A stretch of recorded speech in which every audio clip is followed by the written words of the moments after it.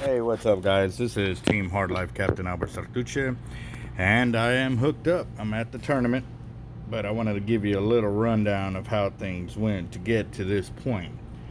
All right, so we left Corpus about 5 something. Tournament started at 3 o'clock, so we were already, 2 hours behind there. And here's the deal, though. Since it started at 3, we still had 3.5 hours to drive out there, stop off, get our food, do everything we needed to do in order to prep for, the overnight fishing trip and have food for the next day, because it didn't end till 3 p.m. Now, the other thing is we had to still get to camp, get baits rigged and all of that. So in doing all of that, I get to camp, I start pulling out my gear, and you won't believe what happened to me. Gotta bite. I think I got a lot of stress on my mind. It's a nice day to go, yeah, I got a line. I'ma call the whole team. So as I started pulling out my rods and reels and line and tackle and stuff like that, that's the problem I ran into. I realized that I didn't have any of my leaders that I needed to be able to fish this shark tournament. No cast outs, no run outs, no drops. All I had were bait and weights, and rods, reels, and stuff like that. So I had to sit there and go through my truck, and luckily I had just happened to grab some last minute items, because I was going to make some experimental leaders for this trip to test out once I knew I had my regular gear out, to start fishing. Well, while I was there, luckily, with the crew I was with and a few other guys on the beach, hooking me up with some swivels and some sleeves and stuff like that, we were able to put together some leaders. So on this leader, I'm using 400-pound mono for my main line, which is very dangerous, but like I said, I had to fish. I couldn't just miss the opportunity. And then I was using 250-pound coated cable, which is another one too, because I know thin cable will catch them. I ain't worried about that, but the thing is, the weight of the shark when you go to leader it and pull it up on the beach is another thing, and you'll see what happens later on this video. So on that, we finally got baits set up and everything and ran out. The baits finally got in the water probably about 1:30, 1:45, and now it's 2:30 in the morning. The rod goes, well, it didn't even go screaming. I ran out half a Jack Crevalle, which was a tail end, using 18-aught circle hooks. Actually, it was 20-aughts on this. I was using 20s on these, and with the 250-pound coated cable, the leader's 30 feet long.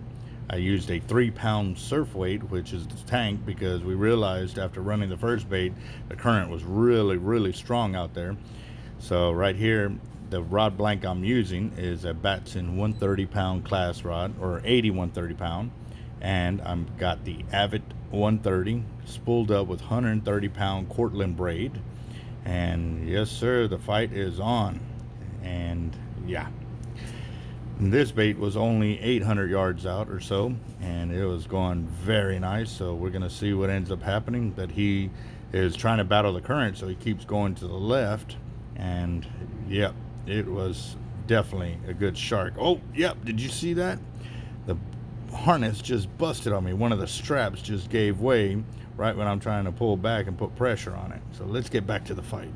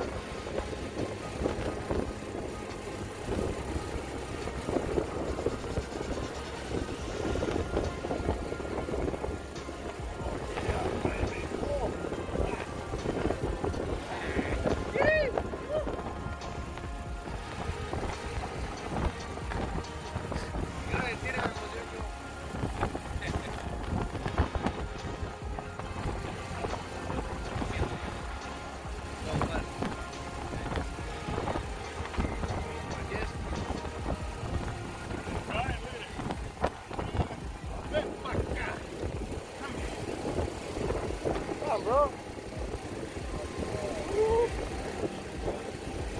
He's a good one, guys. A big one, ain't it? Oh, yeah. He's now starting to try and pull line right now. Now he wants to come in, huh? Now he's feeling that sandbar. Both line 130, pushing it work.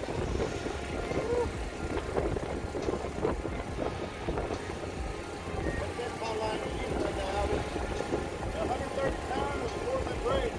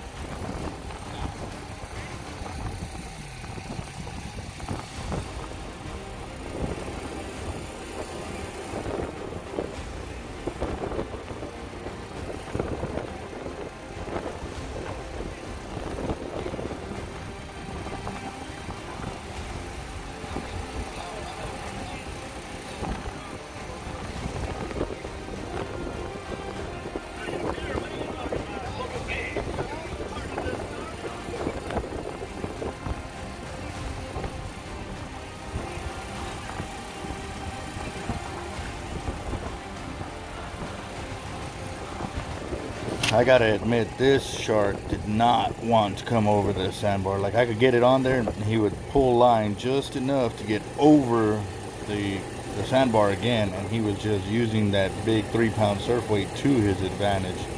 And you know, once I saw the dorsal fin, I knew this was over an 8-foot shark easy. Obviously I couldn't see everything, but it was really throwing me for a loop because I kept saying two, so I was thinking maybe by chance I was hooked up to two sharks because I was seeing two dorsal fins at the same time.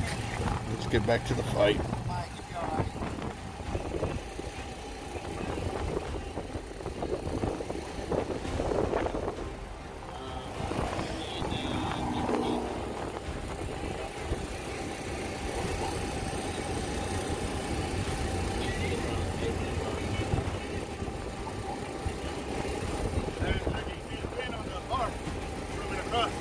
It's a big one.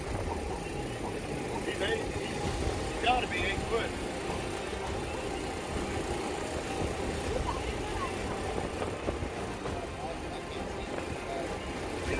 Yeah, I see it. I see it. That's a big one, guys.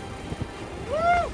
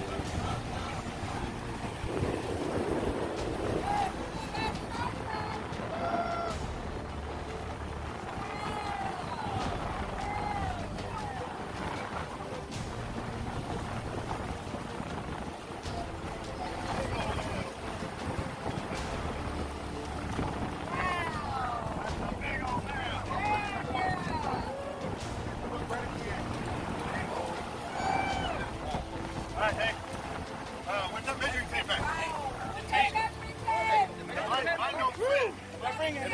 They're bringing it. Nico, go run and grab my fork just in case. Go. Hell yeah, nice job, bro. Nice job.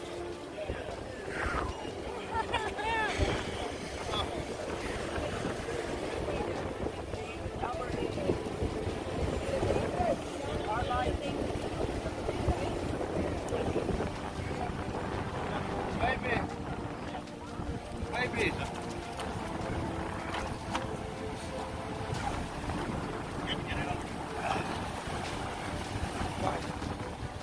up at the nose. And that's so right here is 71 inches. What's your tape measure? Okay. Here. Alright. So from this clip right here is 1 inch, right?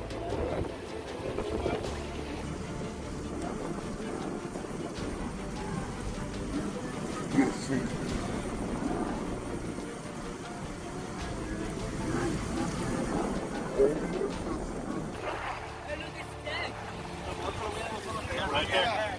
And then go ahead and do it to the nose. Yeah, there you go. Okay. Okay, go ahead and do it to the nose. Yeah, I want to put it down. Don't hold it. To the nose. I got the camera.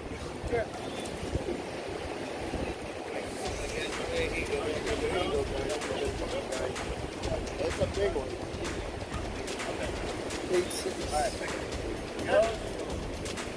Hey, tight. Keep it tight. It's tight. It's tight. 8.6. Right at 8.6. Hold it. Hold on. Don't grab the Don't, hold on, wait. 8, 5 3/4. 8, 6.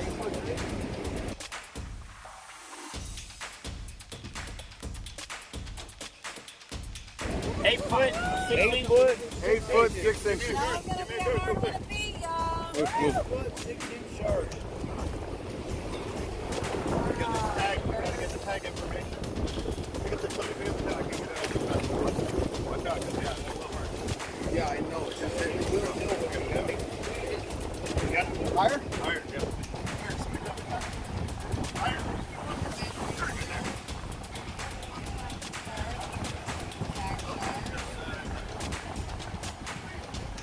And they say over the naked foot, 8'6" shark. Yeah. 3'10" on the girth. Yep. Pull it up. Pull it. Woo! Congratulations. You got it? Did you get down low real quick? It is. I just hit the gimbal. The gimbal's dying. You're good. You got the whole shark in there? Yes, I do. It's still going. Good. Yes, sir. All right. Come on. One more. Hurry up, man. All right. That's good. Yeah, we gotta save it. Okay. Did you get the tag information? No. Give me some light. Light, guys. Watch out with the teeth. Oh, there's nothing there. Tag's gone. Yeah, tag's gone. You gotta release it.